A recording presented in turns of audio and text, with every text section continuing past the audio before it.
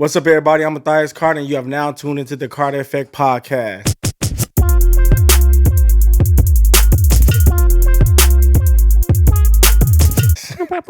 Yes, sir. Yes, sir. Hey, so look, all views and opinions shared on this podcast between me and my guests are just that, our opinions. So if you feel like you need to comment your opinion as if it's facts, like, man, just chill out, all right? So I got some very special guests with me today.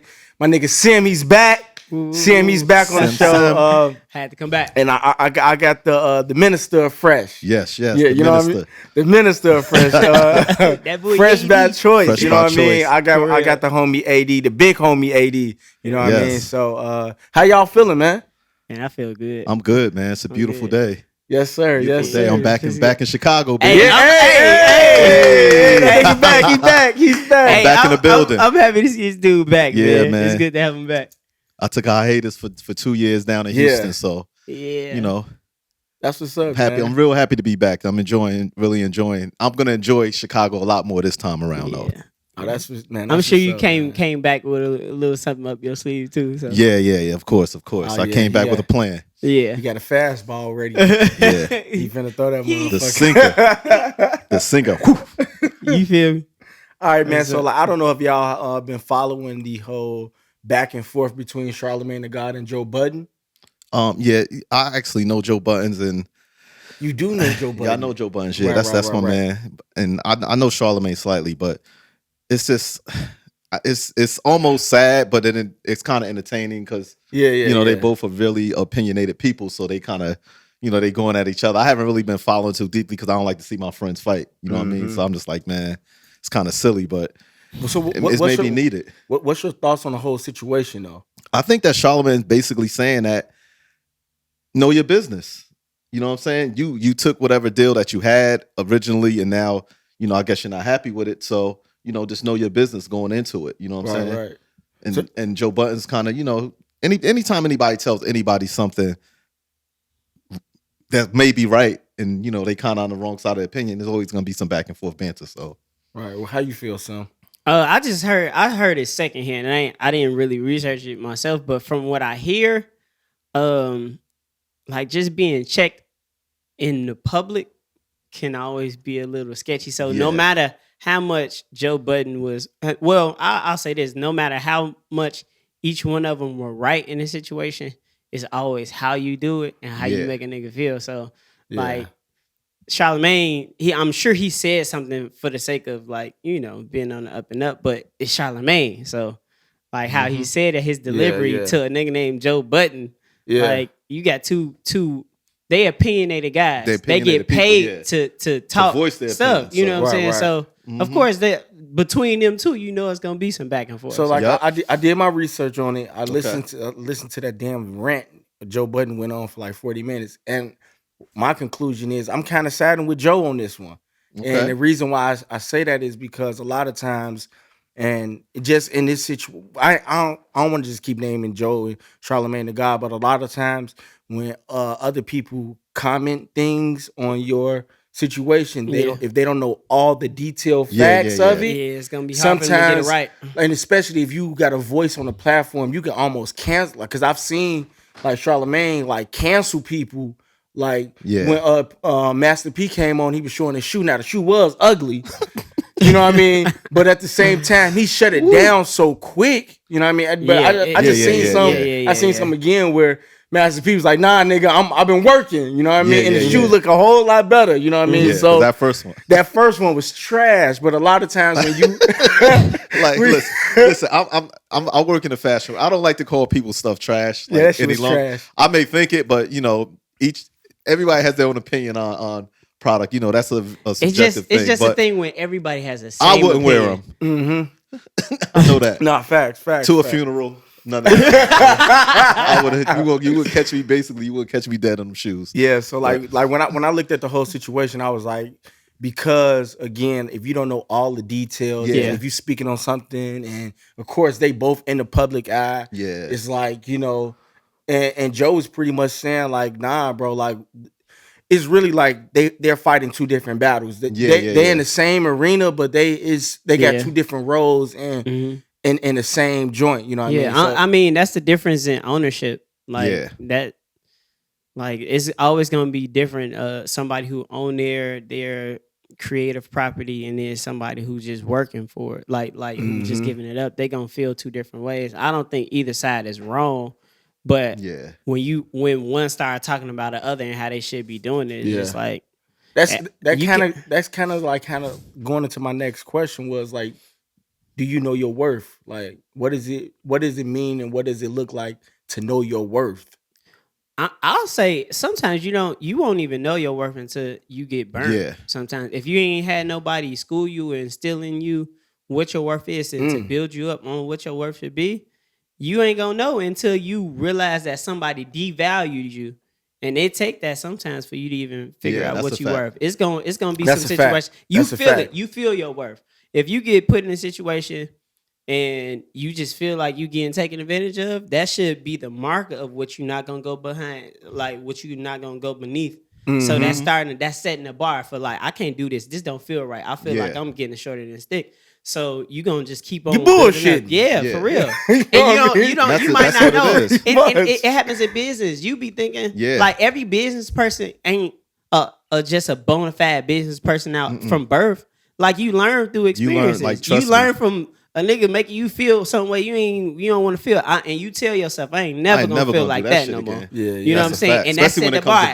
And another nigga ain't gonna never make me feel like that. Nope. So that set the bar, and that's how you learn your worth. So it's I mean, some people don't know it for themselves, and some people have had other people set it for them. So for somebody like Charlamagne, his argument is his argument to the heart because he's happy with somebody building him up. Like he's made progressions in his career, so he keep on going up the totem pole, and the ownership piece is not as prevalent for him because he continues to advance even with somebody else paying him. So as long as he don't get treated like he got treated before, he good. Yeah. You know what I'm saying? So it's not gonna be the same as Joe. Like Joe been, this nigga was a failed rapper basically, and know that he don't want to. I wouldn't say failed, but well, this is my man. He washed. Pump it up. Nah, pump it up was hot. He just got listen. He just got into situations because like all his mixtapes and all that stuff was very dope, but it's just like that business is weird. Like that music business, and like I'm not been in the bit. I'm not a part of that. You know that intricate part of the business, but I know about it and. It's a lot of shit that just happens where people get, you get fucked over or you piss off the wrong people and you piss off the wrong people. I don't give a fuck how talented you are. That shit is, but your ass is in the cut. You know what I mean? To defend my previous statement, it's more than just the talent part. Like it's part business, it's part relationship too. So some part of that went awry. And you know what I'm saying? He wasn't able to maintain that pump it up. You know what I'm saying? Yeah. pump it up. Yeah, you know what I mean? It's just situations like I don't know I don't know the inside of it, but I just know like with that label stuff and like I think he had got into it at that time with like Jay-Z or whatever too. He had a label, so that you piss the wrong people off, I guess, and that's in any business. Shit can happen like that. So like in your own words though, what would you say knowing your worth? And what does that look like, or what does that mean to you? Well, for me, it's like, working in the fashion business for over 25 years, it's like you learn, like I started basically at the bottom. I worked in the store, then I worked for a company, then I kind of just came into a company and they just threw me to do whatever. I was fit model, sometimes the model, so you learn so much. So once you learn every part of the game and you know how valuable it is, like after, like 3 years, 4 years of just being in the business, when I sat down and had conversations with other brands that I worked with, the conversation was very different because I'm sometimes sitting in front of somebody asking me something and I know that I know more than them. And I'm like, also look at the worth of it. If you call me, right, and I didn't call you, my shit is here because you called me. I didn't call you. And usually every job that I've had has been that way. I didn't call none of you. You called me because you heard about the talent. You heard what I can do. You brought me in. I didn't call you to ask you, could I do something for your brand? Yeah. So, and I keep it there to this day. Like you call me. I'm not calling you to ask you. Even if I like your brand, if you don't ask me, and that's not no cocky shit, but what am I sitting here trying to figure out if you need my help. Like that sounds crazy in a sense. Like, do you need? Can I come work for you? Nah. Hey, I need your help. Hey, then I have those conversations. But just sitting out at the table, I know what I bring to the table, experience wise, knowledge wise, and I know what my worth is. And then your worth gets better and better as you go along. Yeah. So now, yes, I know what my worth is when I sit down and talk to anybody about any money, because half the time I didn't call you. Right. You called me because of a, whatever reputation or whatever the case may be. And I like helping people. He said, you know what I'm saying? Hood. Huh? Now he took a sip of the Jack. Ric Flair. Got that now, like, that's something that I like, cause in the industry that I'm in, the service industry, like being a barber is like a lot of times being scared, because I've had calls to cut certain like celebrities, if you will, you know what I mean, and being just completely nervous. Yeah. And again, to your point of knowing, like, yo, you called me.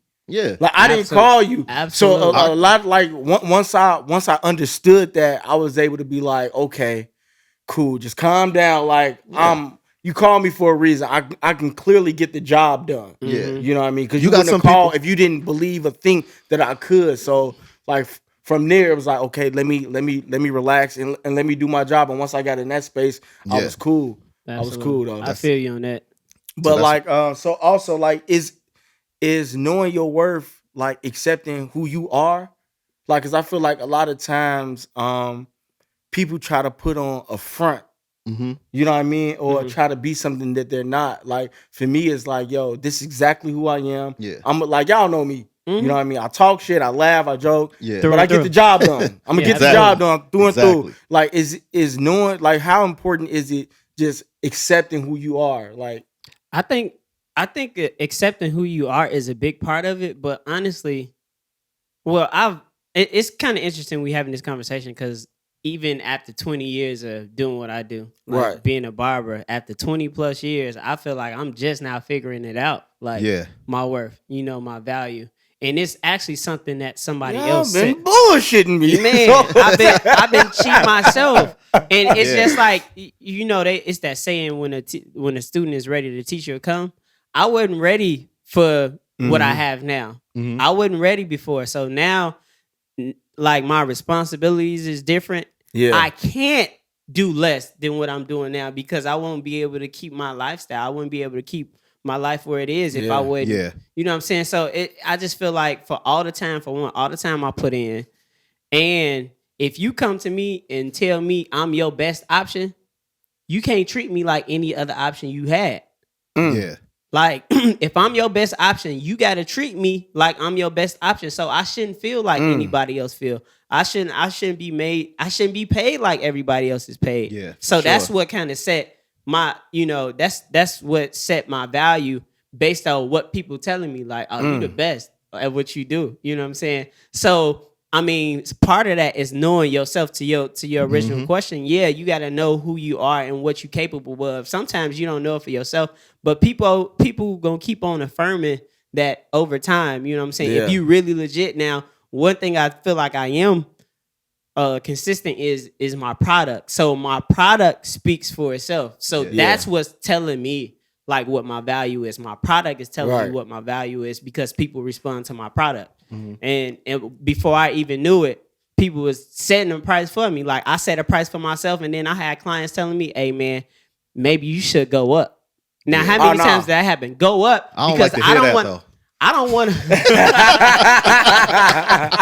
I cut everybody here, right? But they telling me, hey, I don't want to, I'll pay you more to get out of I don't want to be around everybody else. I don't want to have to fight everybody else for this slot. So they raising a bar for me. And I'm realizing in myself, it's affirming something in myself, like, damn, like.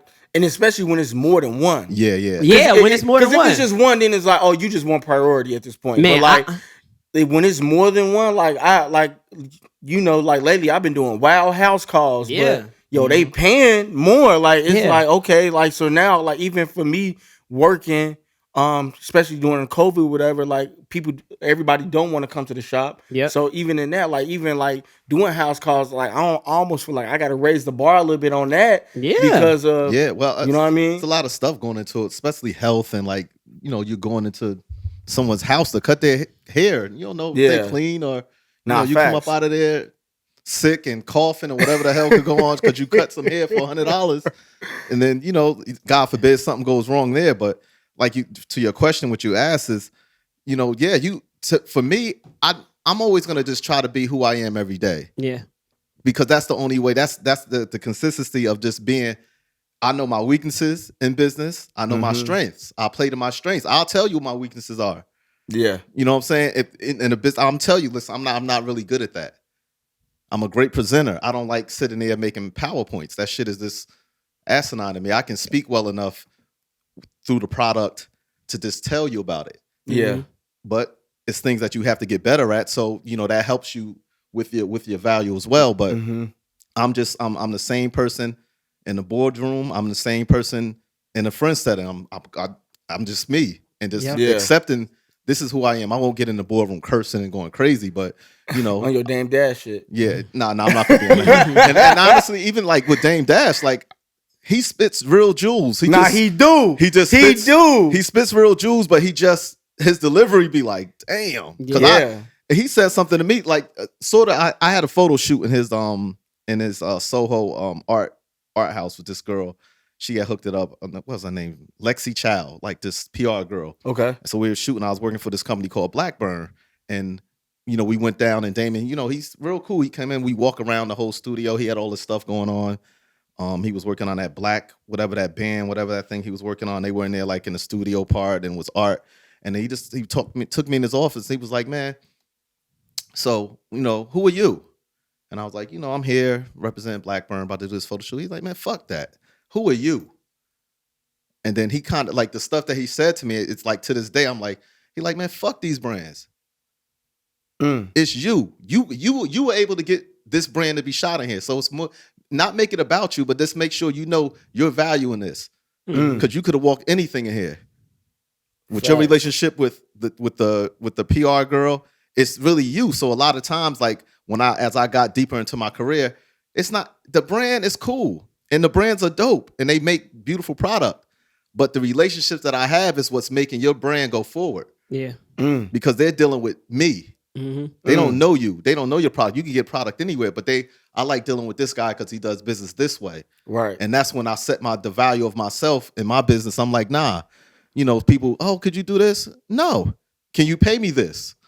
Well, I don't know. Well, I don't that know ain't really what you want. Right, Then. It's not what you want. Like, because you're gonna get what you want to pay for. Yeah. That's been my default. Like, I'm understanding that everybody won't be able to afford my service, and it's not just monetary. Like, just your attention won't afford it. Like just the way you carry yourself, your time, whatever. Yeah. It's just like you won't be able to afford it. Like, it's for who it's for. It's so many barbers out here. You get your hair cut anywhere. You can go get chopped up. You chose me.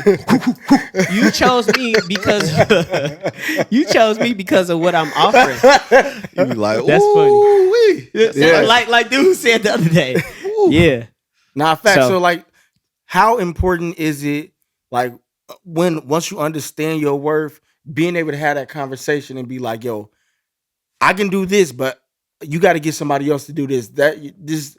I specialize in this because, like you were saying, like, yo, you say, yo, I can tell you how to do it. I can sell it to you because I speak well enough to do it. Yeah. But like, yo, as far as doing PowerPoints, like, bro, I'm not skilled in that. You know what I mean? Like, and it's not that I'm not skilled in it. I know how to do it. The time that it takes to do it, right? It's that opportunity cost is not worth it. Yeah, it takes away from my what I am in this business. Like it takes away. Like if I'll present a PowerPoint if it's there and then go through it. But a lot of times, right now, people attention spans are not that long to sit there and want to be looking at like the company I previously worked for. Like we would sit through 100 fucking frames of all this bullshit, and we selling like not even half of it.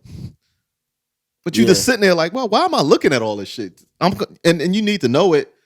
Primarily not even need to know it, because if you're not selling it, it's kind of like I need to know what I'm pushing through my channel. Right. the other stuff is good to have the knowledge of it, but I don't need to know the attributes and breakdowns of it because I'm not selling it anyway. Like it doesn't make sense. It's like telling somebody about a fucking Bentley and you selling a Honda. It's like, you know what I'm saying? It's like, well, this and they like, man, look, what about this? The hell with that. So, you know, with what I'm saying is basically when you have those conversations with people, when it comes down to you have to be confident enough to say exactly what you can offer and what you can deliver. And what you can't, and that's it. That's the knowing yourself part, knowing what you actually have to offer. I feel like it'll balance itself out. So you set your cost or set your price or whatever, and it'll balance yourself out. Even if you're not worth what you charging, that person is that's when it's their chance to tell you and show you how you need to improve or do whatever you need to do. Yeah. Or you just not gonna get that business. And they might not even say it. It just might be action. Like you might not get the work no more. Nah, facts. You know what I'm saying? So, and that's how you know. So it took me a long time. I was timid about charging what I thought I was worth. But I just had a situation. I literally just came from my house call. And my man, he gave me what he thought I was worth. And I was like, were you happy with it? No, I wasn't happy. Oh. So we had a conversation. And I'm just like, he was like, man, but what he was saying was, I appreciate you as my barber and I want to take care of you. So I knew he meant well, but he just didn't know the number. Like, he ain't never got a house call, especially not for me. This ain't enough. No, I ain't even say that. Enough. You know what I tell? Told him? I said when people usually get a house call, they be tweaking on the price. They be tripping on my price. But they just don't understand what goes into it. He's like, yeah, people be tripping. They need to know that you a good barber. He said, yeah, and we going back and forth. I said, yeah, they be tripping on the 200. And he's like, oh yeah, baby, and that's why I got to give you a little bit more. Right. Yeah, and I knew he meant well. He just didn't know. So I mean, I hate having that exchange, but hey, man, I would have felt some type of way leaving, not getting what I felt like I deserved. Yeah, I feel like it's so important, like when understanding your worth, like. Again, I'm not great in them conversations because I done been in a situation where I get the Cash App or the Zelle and it's like, yeah. But you gotta say, but now honestly, I gotta tell you, like, hey, bro, like. But in those situations, like, if I'm doing something for you, I'm telling you how much it is from the door. That's just how. Because if I don't tell you a number, it's gonna get uncomfortable. It's gonna get uncomfortable when you be like, well, here go $5. What? Now you're offended. You like, hold on, bro. Like, you know what I'm saying? So for yourself, like, and I'll just say it, like sometimes those conversations are gonna be had because either they're gonna go for it or not. Yeah. You know and that'll save your time if they're not gonna pay you what you worth. Now, fact, and I learned how to just be upfront, like, hey, yo, if I just had a situation where I got referred to by like some homies who like show love all the time, and when they asked me like, yo, can you do a house call? I'm like, yeah, I'm available to do one, and he told me where I was going. Yo, the price go up. Like, bro, you're not even in a local vicinity where I can just get to you in 15 to 20 minutes. Out, bro. Like, you're 20 miles out, so that price went up. Mm-hmm. Now, I didn't get the work, but like, you understand. And you also didn't waste your time. And I didn't waste my time. You know what I mean? Yep. You charging, and that's another thing. You're traveling. Like, it ain't like you, bro, it ain't like, the barbershop is a spot you go to, I'm going to the barbershop. Now, if you want to sit home or in your office and get a haircut, you gotta know that cost. That's a luxury, bro. Yeah. That you gotta know that cost when they have places specifically set for these things. Yeah. But you want to do them in your house? Yeah. Yeah, you know what, man? I don't want to go in the barbershop, so I just want to sit in the house. You watch that making it like Diddy and them getting haircuts in their office. That shit ain't cheap. Yeah. Nah, and they paying it. And you paying for that shit. So, and that's people, I'll get my hair cut in the house. Well, if you want to be one of those people, you should know that that's not a cheap. That's not anything inexpensive. That's not. I throw it out unless he your brother or something, and you live in the same house with the nigga or something. But even then, like, nigga, meet me at the shop. Nigga. I throw it out. Do shit here. I throw it out all the time, like at least once or twice a week, when I'm telling people just randomly. They don't even know why I'm saying it, but I'm like, yeah, I got people who come in the shop and give me $100. So anybody who coming and thinking I'm about to leave, you got. So next time they show up, let me know so I can get mine. Oh no, because like, hey, he come the $100 man coming. All right, cool. Listen, I just launched my business. I'm a little light. Hey, but that helped set the tone too. Like if he gonna give me $100 at the shop, and then he gonna comply with anything I got going on in the shop. Yeah. This man done waited 30 minutes and he's still gonna give me I can't. I'm not about to go and do a backflip for you for for less. For little or nothing. For little nothing. Nah, for not that. I need that exchange. For that sawbuck. That's sawbuck. And if he didn't feel like it was worth it, he wouldn't do it. Nah, he wouldn't. So like my next question is, like once you like, okay, understanding your worth, and once you get to a certain level or a certain platform or wherever you are in life, do you owe it, or are you obligated to like put somebody else on? Like once you secure the bag, are you obligated to show love to everybody else coming after you, or do you just keep it moving? I would say that's a great question. I don't know. I would say as if we gonna look at it on some king shit, you are kind of obligated to. I feel obligated to teach somebody the stuff that I know. Like I feel obligated because somebody taught me. Right. And you know what I'm saying? So that's how you keep it, you keep it rolling, but it's not like set in stone because that is a rough question. I feel obligated. Personally, I feel obligated to try to bring somebody, another king or a queen up in this. Like, hey, listen, this is how this is done because that's how I was showed. Yeah, I worked in the store. This guy just gave me a job because I was just in the streets acting like a goddamn fool. And he just like, take this job. And I didn't take it serious enough until, stuff started happening, street shit. And you like, man. And then you start to know your gift. And then as I look back, I always like clothes. Mm-hmm. Always. Like my mother, when we had conversations, she's like, you just want to put on a suit for like no reason. Like, I don't know what's wrong with you. And I'm like, for real? She was like, yeah. She said, you always wanted to just be dressed like, she's like, you were real particular as a kid what you put on. She's like, because you would like have a fit. Like, I don't want to wear a shirt with a pocket or some shit. And you just like, it's a shirt. Like, put it on and go. She's like, and little kids don't act like that. Mm-hmm, she said, so, it's always been in you. Just kind of, you reach the path and hit it. So I think that you should always reach back, and especially because the other races, that's what they do. They teach their people the game.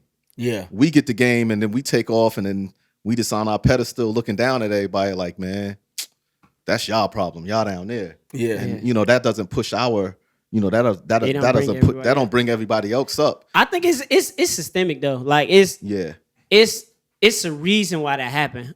And I was saying this the other day. I feel like people that you talking about, like are in our culture, have been so used to losing or just having lack. When they do get it, they darn it don't even know what to do with it. Yeah. So their first thought is not to give it back or to give it away. Yeah. Like not everybody has the mentality like as soon as I get something, I'm gonna share with everybody. Like some people, their mentality is as soon as I get it, I'm gonna hold it, I'm gonna rest, I'm gonna sleep with it at night. Mm-hmm. Like some people ain't never had none, so when they get it, you know what I'm saying? They it's hard for them to part with it.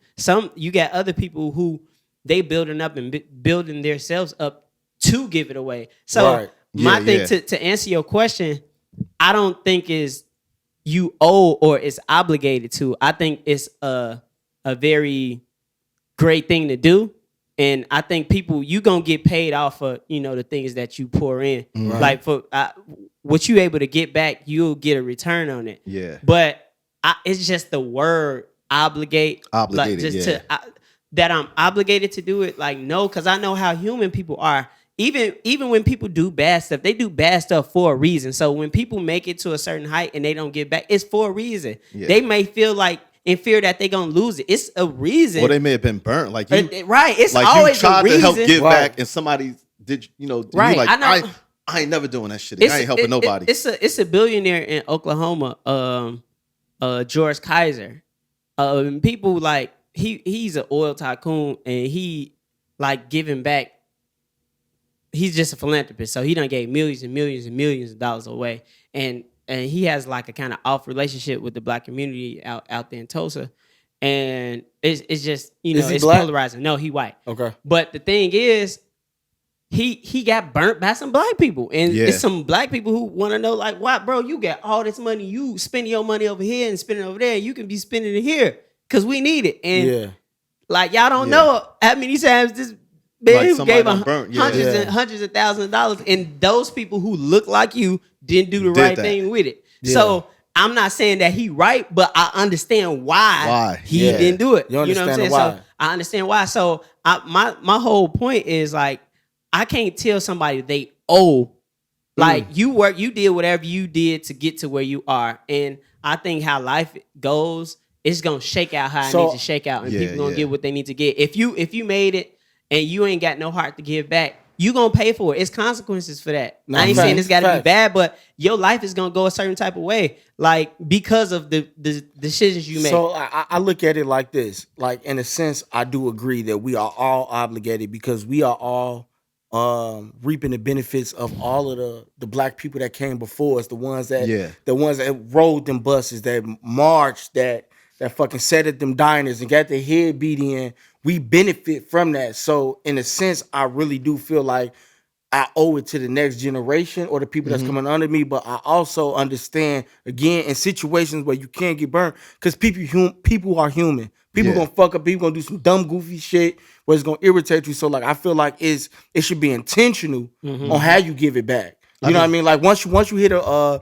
certain platform or whatever, or success, like you should like, even with me and your relationship, like you seen something and was like, you know what, bro? Like, hey, yo, look, if you really serious about this, I can help you. And I don't think you would have even continued the shit had I not shown like the hunger of being absolutely. Like, yo, I really want to get to a certain level. Because like you can try to teach people things, and then it can make you feel like, damn, I'm trying to help this dude, and he just, but within like, just for me speaking for myself, is I'm pretty forgiving, and to the point of I don't treat everybody the same way because of one situation. Even though it's very hard to do that. That shit is difficult as hell. Something can sound like something that burnt you, and you could just be like, oh, fuck that, I'm gonna step away. Well, or like, I'm just gonna step away quick because it just feels like this felt before, but this is not the same person. And sometimes you just gotta over conquer that. Like, you know what?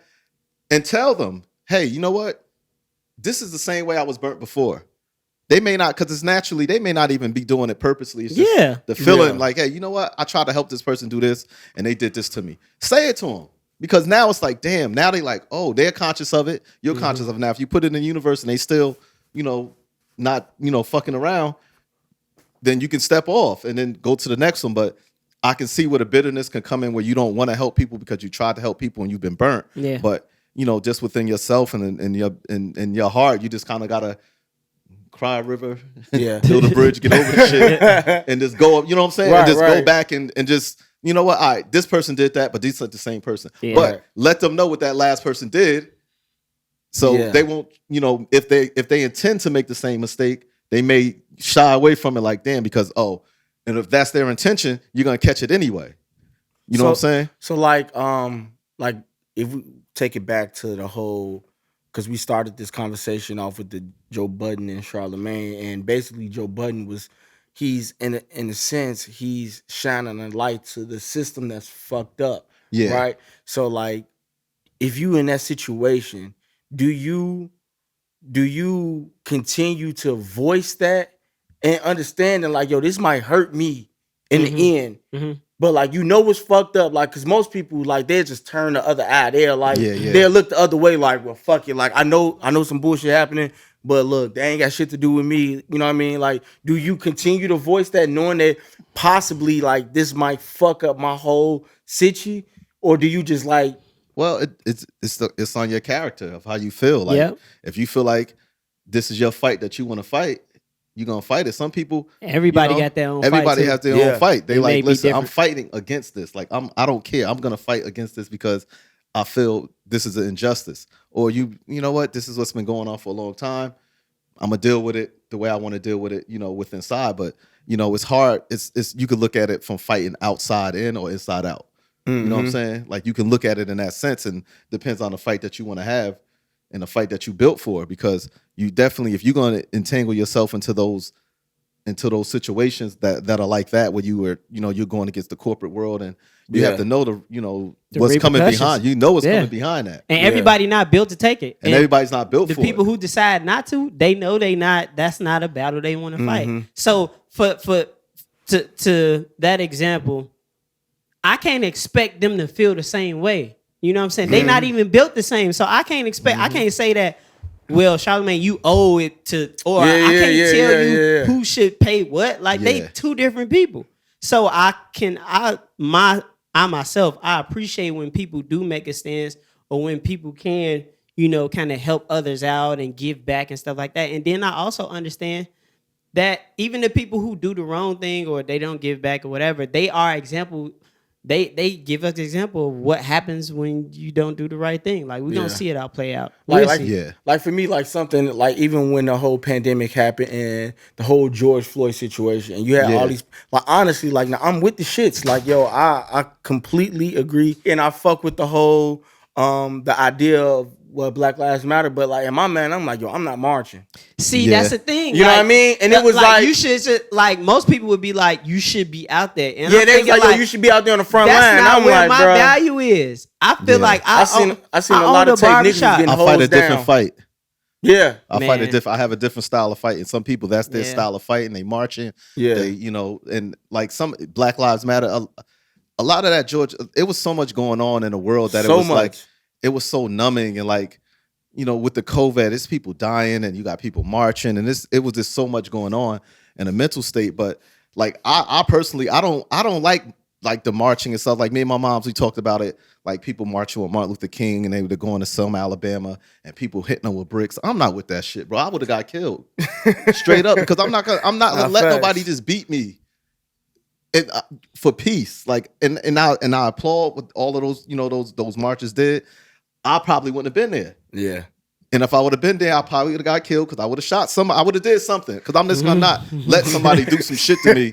You and ain't that's it. Wailing on me. Yeah, you know what I'm saying. It was at that moment that I realized that there were some people who stayed home. Yeah. It wasn't until I saw this real shit. It like when you look back at history, you thought all the black people was on the same page. Yeah. Until something like this happened, you be like, it was some really thoughtful, smart people who stayed at home because something in their mind told them that they were needed in a different area. You know what I'm saying?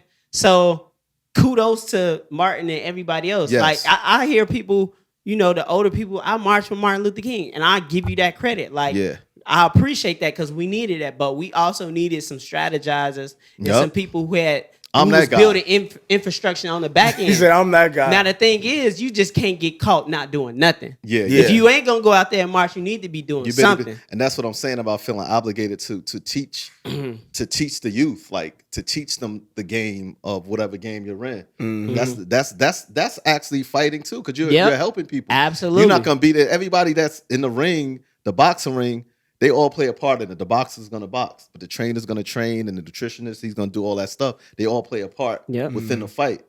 They're just not fighting, and you know, everybody's not built for the ring, and everybody's not built for the marching, and they don't believe in that, because sometimes, like just recently before I moved back, I saw that they were looting and all this stuff, and a girl from the Black Lives Matter was saying that it was reparations for looting, and I'm like, that shit kind of pissed me off, because I had friends' stores that were broken into.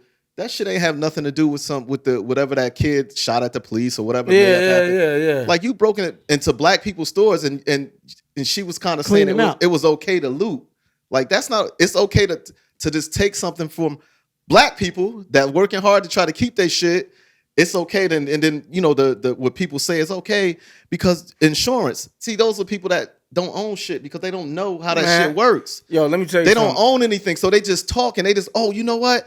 You have insurance for that. So you think that insurance companies are just rolling around in their cars going, your shit got broken in, here go $100,000. You gotta show receipts, you gotta go through all this stuff, and if your store is damaged enough, you have no record of that stuff, whatever you have in your computer, invoices and stuff like that. But you have to gather all that information and present that to them for them to cut a check 3-4 months later. Facts. So what you gonna do until then? So now you're losing money. People are losing that work at these stores. You know, most of them, black stores, black-owned people. Yeah. Now they don't have a job. Mm-hmm. On top of the pandemic being what it is, people are already not working. So now and that shit pissed me. Like, I was like, yo, see, that's the type of shit that makes me look at that Black Lives Matter shit and be like, yo, listen, some of y'all need to shut the fuck up, like for real, straight up. Some of y'all just need to be quiet because y'all are not talking. I agree. You're speaking. I agree. And like I said, I'm for the fight and I understand what it represents. But some people that you let get in front of these cameras, should not be talking because if my store was broken into and you over here talking about it's okay to loot and all this shit. What about if I just find your grandparents have a nice car? And I feel like that's reparations. They got a nicer car than me. Let me snatch her old ass out and jump in her shit. Because I feel like I deserve this car. Like, get the fuck out. You know what I'm saying? That's it. Like, you know what I'm saying? Think about it, right? Like, let me, you know what? 100. Your mother has a Benz. Oh, you know what? I feel like she don't need all that. She don't need that type of car. Let me snatch her out the car and drive off in it because that's what it's saying. It's okay to loot. Like, nah, that's not. And the looting thing, like these people that are doing it, whatever. I hope they come up off of all the shit that they stole, but you stole a whole bunch of shit that might not even be in style next year. Like, where are you going with all this shit you stole? Like, people just like if you it's and I get it, people upset, but some people were just out here on the come up. So they can look nice on these street corners or whatever they doing. It's like the drug game, right? Like, people sold drugs and they hustled and they game baited and all this type of stuff because they had a vision in mind of what they want their life to be. The game started because they needed structure and they wanted to get the community together. Hustling started because they wanted a better life. So the idea is to elevate and graduate. Yeah. If these people who looting, I hope you came up, made some money, and did something with it. If you just gonna go back to the same situation you was in before, you cheating yourself. Yeah. You cheating yourself. So, I mean, obviously, everybody's not going to think like that. But a come up, a stain is to elevate you. You're supposed to get an advantage. If you ain't using your head start in your advantage, you just really putting yourself in danger. And you devaluing yourself because you risking your life, risking your freedom for something that's not going to benefit you. That's not going to benefit you. Not for real. You know what I'm saying? I understand a person, I'm not condoning cheating or doing anything bad, but if you doing it to be better, like to actually be better, I know a lot of people who lived in the streets, like did the street thing to have a better life for their kids and for something, like they wanted to give themselves a boost. I understand that. I ain't saying I agree with it. I'm saying I understand it. You know what I'm saying? But a lot of these people, they was just doing stuff doing stuff to do it, like just, and it was going on all over the country. But like, me. Having, like, I'm not from Chicago, but I lived here for 8 years. So I'm typically, this is like my second home. Like, I grew a lot here as a person. And when I was watching the young lady, and I don't think she meant to say what she said, but I'm just like, you obviously don't know business and know enough about business to say things like that. Because if you had your own business, you would be like, damn, they just came in here and tore my shit up. Like, if they would have came and ransacked your house and took whatever little bullshit you got in there, you wouldn't have been saying anything like, oh, they were, it's reparations. Like that ain't no, like, to me, I understand what I understand the anger and the energy. It's a lot going on with the police doing all these things to black people. But when I heard her say that, I was so frustrated. I was like, what? I'm like, because I know friends, Success, Vel, and them. These people work hard for their businesses. You broke in their stores and tore their shit up, and then you talking about it's reparations because what you were talking about is them downtown stores that were looted. But you failed to forget that there were black-owned businesses that were broken all over the place. Yeah, where people weren't even going to, like, they weren't marching. These motherfuckers got together like, look, we going to this store to do this, this, and this. Yo, now, I called a homie. I said when they first looted, I was calling, checking on everybody. I'm like, hey, bro, man, be careful out here. Yeah, niggas crazy. You're like, yo, I'm looting, bro. You looting? Give me a TV. I'm like, what you got? Let me know what you get. Call me back. But even then, it was just like, yo, like, again, some people took that opportunity, and like you said, for their come up. Like, they see everybody else doing it, like, fuck it, I'm gonna get, like, people burning down buildings and shit. Like, come on, like, bro. And I mean, so I don't expect everybody to know better.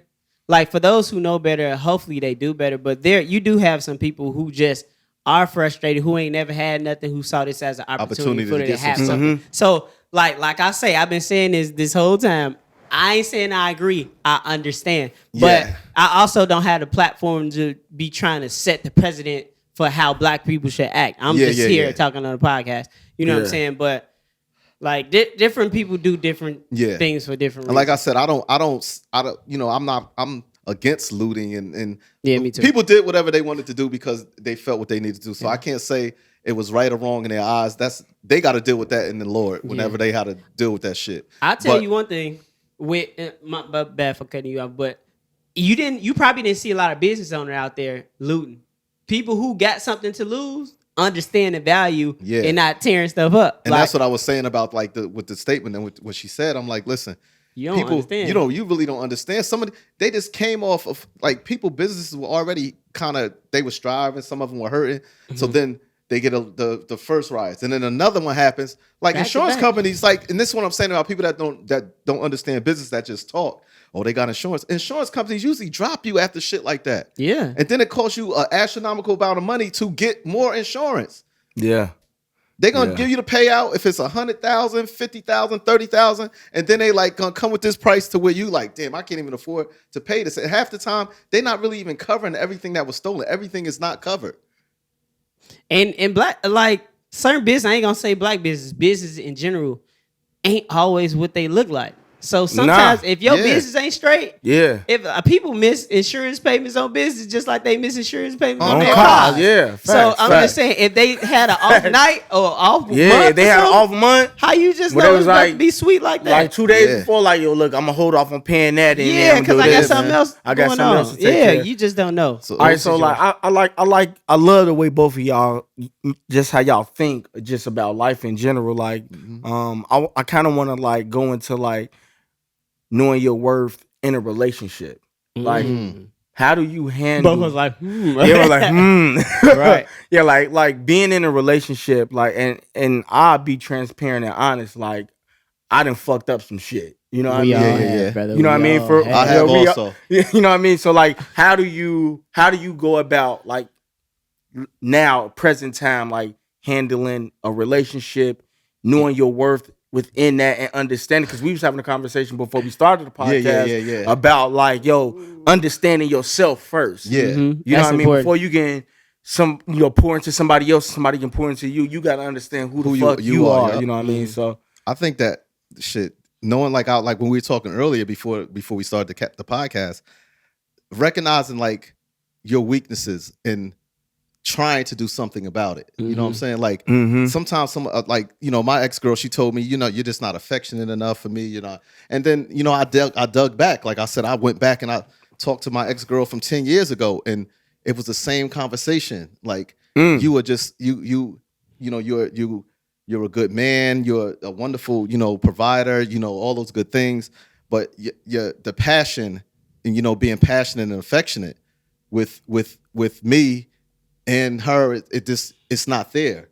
And, you know, you start to recognize it. And I was like, oh, you just, you know, this like taking the spotlight off yourself, saying, yo, this not, man, you just bugging. And it's really a situation. Then when I dug deep and I'm like, damn, I didn't see that growing up. I didn't have it in me to give to you. You know what I'm saying? I just didn't have it because I didn't grow up like that. I wasn't affection. I wasn't showing affection like that. I was loved dearly. But the affection part of it was, you know, my mom's worked at night. She's busy. She taking care of me, my cousins, all type of shit going on. She like, you know, so it was there. Hey, I love you and that nature. But just me being able to pour that into any of the relationships I was with, because that's what all of them really lack. That it's nothing else. It's nothing else just except for that. And then after a while, you know, females, they're gonna think like, could I deal with that? Someone being very nonchalant or thinking that they got to guess every day if I really care about them. You know what I'm saying? For the rest of their life. For the rest of their life. I would choose to step away from myself too. Like, nah, fuck that. I'm not going to be trying to figure this shit out every day. And you know what I'm saying? And then once you start to understand that, it lightens the blow. You preaching. You know what I'm saying? Yeah, you preaching. You preach. I got to take a sip to that shit. Shit. Nah, but don't give it to the couch. But it's some real shit. It lightens the blow. So then you start to understand. So as much anger as I was mad at my exes when I broke, I understand now. I really understand. Like, damn, you know what? That's something that I lack, and understand that's something I lack. So in order to get even better at those type of things, you got to practice. You have to practice being more affectionate. I read books and shit trying to figure this shit out. Like, you know what I'm saying? Because like, whatever and it's honestly just getting in touch with your emotions. I have them, afraid to show them. Mm-hmm. You know what I'm saying? For a reason. We do what we do for a reason. Because you feel like if I show this type of affection, I'm a weak dude. Or I can still be, strong personality that I have and still be affectionate man too. Yeah. But I still have to practice. Yeah. You know what I'm saying? Like anything else, in order for it to become a routine, you got to practice it. What you got, Sam? So it's crazy. Like, I just feel like these last couple years have been such a exponential growth for me, like just mentally. I see my value in transition. So my relationships kind of look like how I feel about myself. Like, for a while, I didn't know exactly like who I was. Yeah. Now I know me, I know what I do, but when I mean who I was, like some of those weaknesses, I haven't been in a lot of relationships. And I was proud of that. Like, I don't just be with anybody. But like you say, you need practice. Relationships are a mirror. They show you who you are. Like, they give you a reflection of who you are. So if you haven't got any practice in relationship, it's going to be hard for you to see those things about yourself, to your point. So if I ain't been in a lot of relationships, ain't a lot of people who I care about showed me who I was or showed me about me. So now I see myself in a place where I value relationship, and you want to build something. You want to have a family. You want to build a legacy. And I understand the value of having a partner to help you do that, because two is going to be better than one. Yeah. Like, two people working on a project should be better than one. If you pick the right person working on it. It should be. I mean, that's the idea. I hope that's what everybody's thinking. Like, two should be better than one.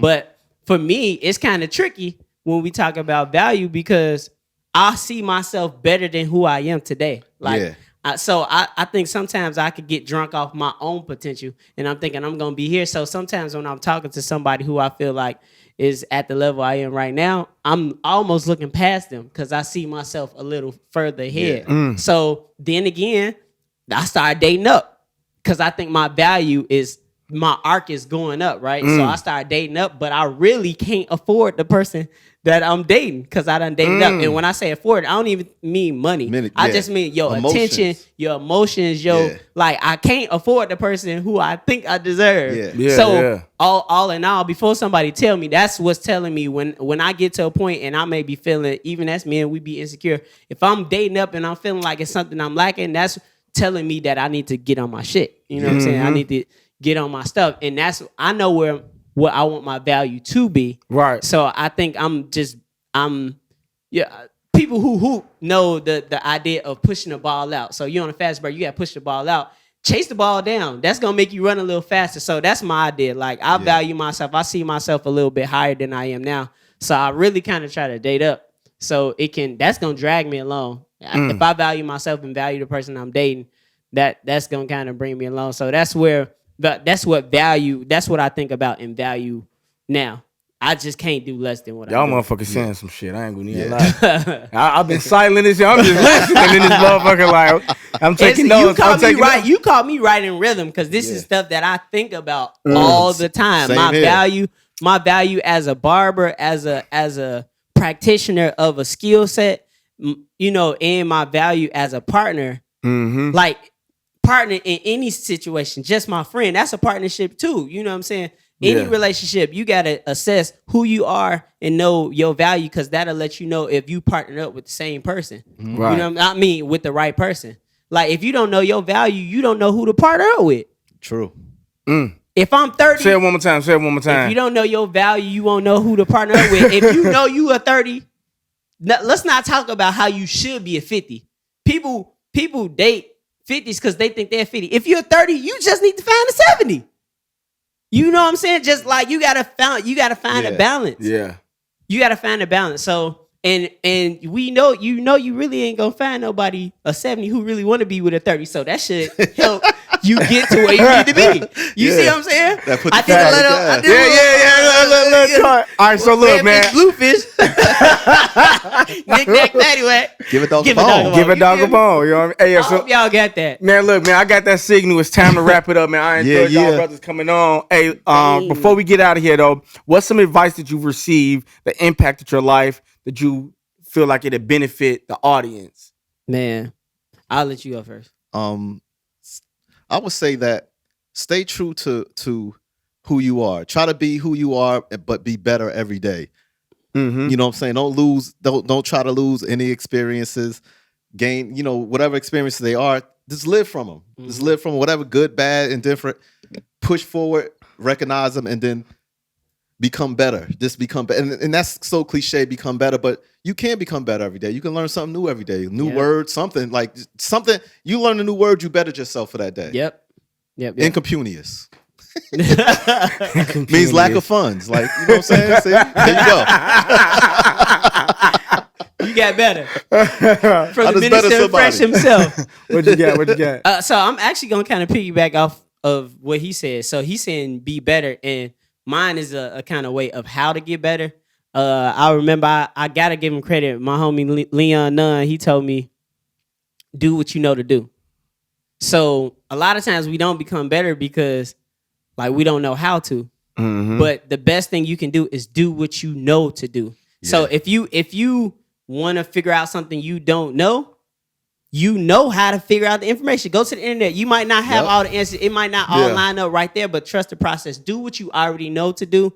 Do the best of that. Because we be knowing how to elevate. It don't always seem like how it's supposed to be. Right. So do what you're supposed to do. The elevation ain't as fast as you're thinking it. It's like, you know how to brush your teeth, wash your tail, make your bed, and do what you're supposed to do. Wash. You know what you're supposed to do. And we trying to figure out why we failing because you're not doing the simple things. Yeah. So do what you know to do. That's gonna align you. That's gonna set you up for the things. That's gonna open up space and energy for you to accept what's really for you. If you're not handling the little stuff, the Bible talk about, you manage, you being a steward over the little things, and God give you more. Like, you gotta do what you know to do first. Uh-huh. And then the rest will come in time. So I'm gonna just jump right on in with y'all. I heard someone say that every problem is connected to a solution. Yep. So anything, for all the audience and listeners out there, any problem that you have is always a solution. My dad told me that you gotta never tell him problems. He said, as a kid, I would tell him, Dad, this is wrong. He'd be like, so what you gonna do about it? And you go, I don't know. He'd be like, well, when you figure out what you're gonna do about it, then you come back and tell me, right or wrong. I want to hear what your solution is to fix this problem. I want to hear the problem, but I want to hear what you think should be done. Mm-hmm. And if you operate like that in life figures itself out. Right. And it was what he knew. He expected that. He knew. Do what you know to do. Facts. All right, man. So look, it's the Get in Tune segment. I love this segment because we can shamelessly plug entrepreneurs, artists, whatever. You know what I mean? So I'm gonna kick it off this time, and I want to shout out my man Kieran. He got the unconventional, the head. You know what I mean? I know I ain't got no haircut right now. I'm looking crazy, but yo, he got his own. That's all real crazy. So, but yeah, shout out my boy Kieran, man, for the love. He definitely get in tune with him. Unconventional. He got some crack on the head. He got some crack on the head side. He got some heat. I just like to see when the homies say he gonna do something, he did it. You know what I'm saying? Dope. What you got, son? This one is gonna be a shameless plug. So we rebranded. I'm wearing my t-shirt today. So Nuance Social is the new name of the barbershop. Y'all familiar with the vibe? Y'all familiar with the barbers in the place? But the name is different. It means something to me. Nuance is a word that I have been using a lot, and to me it explains the subtle details, the subtleties. When you start getting advanced, when you start getting to the upper echelon, how would I know the difference between a Ferrari and a Lamborghini? Like, they both some supercars, they both fancy all the way at the top. How would I choose between the two? It's the nuance. Mm-hmm. It's the little subtle details that mean something to you. So I feel like the subtle differences between us as barbers just got better. The subtle differences between us barbers who I see at the top, like, it's for who it's for. Right. The people who appreciate those little details about us, it may be a personality thing. It might be just that one little detail about the particular haircut. I think is what we offer here, like at the shop. So, making that a social thing, making it something I can share with more people is nuanced social. So, that's my plug today. For sure. What you got, AD? Well, since you wearing my shirt, Fresh by Choice. Oh yeah. I had to. You know, he has a so Fresh by Choice is it's an agency, you know, that's gonna help, you know, minority owned brands get into, you know, bigger marketplaces throughout the country. You know, with the relationships I have with some department stores, some bigger chains, you know, just giving these smaller brands even the know-how and just, you know, so they can be seen in these different places outside of just being seen in their local areas. Yeah. Helping them with, you know, and helping them build their brands basically. Oh, that's dope. So that's it's freshbychoice.com. You'll see me up there, real fly, real fresh. You know, Fresh by Choice is really not, it's really, everybody has choices to make. Your choice is your choice. I consider mine to be fresh. Yeah. That's all. It's a fresh choice. A fresh choice. By the Minister of Fresh. The Minister of Fresh. You feel me? Yes, sir. That's what they call me. Yeah. That's what they call me. Hey, how do y'all drink this stuff, man? Hey, I don't even think I did it, man. But look, man, we not sponsored by Gentleman's Jack, but not even Gentleman's Jack. This is Jack Daniel's Selected Barrel. It don't matter. You ain't sponsored by. This thing. Nice. The bottle is very nice, man. So if y'all ain't tried this, try this bottle. It's real smooth. If y'all ever wanted to know how dragons breathe fire, yes, he don't drink, so yeah. But yeah, hey, quick before we get out of here, man. Quick shout out to my man's Justin Famous, man, producer, audio man. My man's Ron Ellis, man. He's the videographer, also producer. So like, man, shout out to them, and that's a wrap. We out. we out. Yes, sir. We out this bitch.